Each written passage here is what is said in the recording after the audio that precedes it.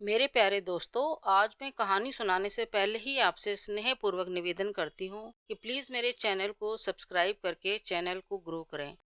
और आपको मेरी कहानियाँ पसंद आ रही हैं, उसके लिए मैं आपका दिल से शुक्राना करती हूँ। चलिए आज की कहानी सुनते हैं, शमशान का रहस्य। बेरोजगारी और घर वालों का दबाव। बात 2019 की है। नरेश भागलपुर बिहार का रहने वाला था। 25 वर्ष का होने पर भी उसके पास गांव में कोई काम ना था। ऊपर से उसके घर वालों ने उस पर शादी का दबाव बनाया हुआ था कि वो जल्दी से कोई नौकरी पकड़ ले और फिर उसकी शादी करके घर वाले अपनी जिम्मेदारी से मुक्त हो सकें। नरेश ने सोचा कि क्यों ना शहर जाकर नौकरी ढूंढी जाए, जैसे गांव के कई लोग कर रहे हैं। इसीलिए उसने अपने गांव के एक आदमी से फोन पर बात की, जो नोएडा उत्तर प्रदेश में गार्ड की नौकरी करता था। उसने नरेश को नोएडा आने को और उसकी नौकरी लगवाने को कह दिया। नरेश ने उससे उसका पता पूछा और 2 दिन बाद ही गांव से निकलकर उसकी वो कौन है और कहां से आया है।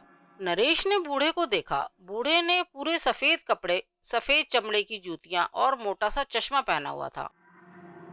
फिर नरेश ने उदास से लहजे में अपने गांव से निकलने से अब तक की सारी बातें उस बूढ़े को बता दी, जिससे वह बूढ़ा काफी भावुक हो गया। और फिर उसने नरेश से कहा कि तुम्हें पता है कि तुम जहाँ कल रात सोए, ये जगह कोई आम जगह नहीं है, ये इस इलाके का शमशान है। नरेश ने कहा कि मुझे फर्क नहीं पड़ता, मुझे तो अपनी रात काटनी थी, सो मैंने काट ली। अब फिर काम ढूंढने निकलना है, इसलिए चलता हूँ। बूढ़े व्यक्ति ने पूछा कि क्या तुम यहाँ काम करोगे। नरेश ये खुशखबरी अपने घर वालों को भी बताना चाहता था, लेकिन उस समय उसके पास मोबाइल नहीं था। नरेश का पूरा दिन ताला तोड़ने, उस कुटिया को साफ करने में निकल गया। नरेश खुश तो बहुत था, मगर वो सोच रहा था कि नौकरी मिलने की खुशी में उस बूढ़े से खाने के बारे में वो पूछना तो भूल ही गया कि जब तक मेरा वेतन नहीं आता है, इतने दिन में खाना कहाँ से खाऊंगा। खैर कोई नहीं, एक रात भूखा और सो जाता हूँ। सुबह कॉलोनी में जाकर हरि प्रसाद चौधरी जी के घर पर बात करके खाने का प्रबंधक भी कर लूंगा। ऐसा सोचते हुए नरेश की आंख लग गई और वो इसलिए चौधरी साहब से फिर कभी मिल लूंगा, ऐसा सोचकर वो अपनी कुटिया में वापस आ गया। पूरा दिन नरेश अपनी कुटिया के बाहर बैठा रहा, मगर कोई नहीं आया। फिर दिन ढला और रात लगभग 10 बजे वो व्यक्ति नरेश का खाना फिर से लेकर आया। खाना आज भी बहुत स्वादिष्ट था, जिसे खाकर नरेश गहरी नींद सो गया। और ऐसा ही कई दिनों तक चलता रहा। नरेश ने एक दिन सोचा कि शिवजी ने मुझे इतने बड़े शहर में नौकरी दिलाई है और मैंने उनको अभी तक धन्यवाद भी नहीं किया। ऐसा करता हूँ कि आज शाम को अपनी ड्यूटी के बाद किसी के भर गया। नरेश अब जल्दी जल्दी कदम बढ़ाता हुआ अपनी कुटिया में आ गया।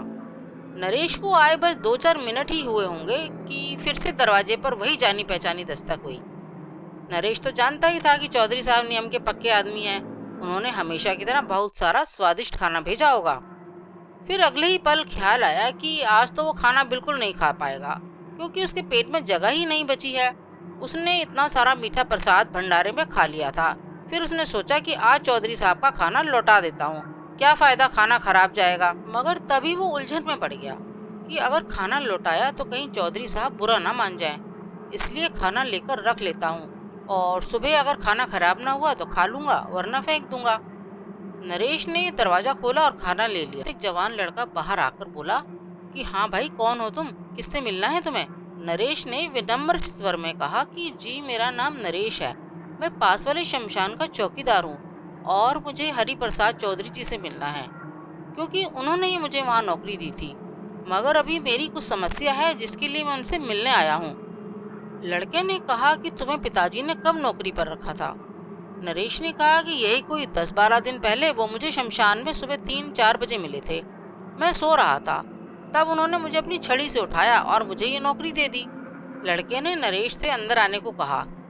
फिर वो नरेश को एक कमरे में ले गया।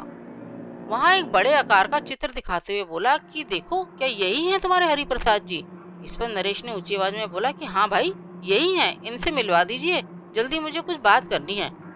लड़का गंभीर आवाज, आश्चर्य भरे चेहरे के साथ बोला कि मगर इनका तो स्वर्गवास लगभग 7 साल पहले ही हो चुका है, इसलिए हमने इनके चित्र पर हार डाला हुआ है। नरेश को अपने कानों पर यकीन नहीं हो रहा था। उसका दिमाग घूमने लगा और वो चक्कर खाकर गिर गया। कुछ देर बाद जब नरेश को होश आया तो चौधरी साहब का पूरा परिवार, ये भी कोई चमत्कार से कम नहीं था। आपका क्या कहना है, प्लीज कमेंट में जरूर बताएं।